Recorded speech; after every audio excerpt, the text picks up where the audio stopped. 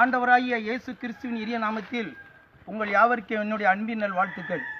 இப்பொழுது நான் நின்று கொண்டிருக்கிற நினைவிடமானது கள்ளுக்கூட்டம் திருச்சபையில் போதகராக இருந்த ரெவரண்ட் எம் வேதமாணிக்கம் அவர்கள் 1917ஆம் ஆண்டு மே 10ஆம் தேதி 53 வயதில் மரித்து போனார்கள்.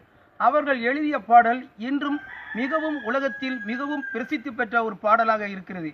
அந்த பாடல்தான் சர்வலோகாதிபா நமஸ்காரம் என்ற ஒரு பாடல். இந்த பாடலை முதலாக ஏபி கோமலா அவர்கள் இசைத்தட்டில் பாடினார்கள். அதற்கு பிறகு இந்த பாடல் உலகம் முழுவதும் அதிகமாக பிரபலமாக பேசப்பட்டது. அந்த பாடலை எழுதிய ரெவரண்ட் எம் வேதமாணிக்கம் அவர்களுடைய நினைவிடத்தில்தான் நான் நின்று கொண்டிருக்கிறேன். இப்பொழுது அவர்கள் எழுதிய அதே பாடலை இந்த மவுத் ஆர்கன் இசை மூலமாக உங்களுக்காக நான் இசைக்கிறேன். கேட்டு மகிழுங்கள்.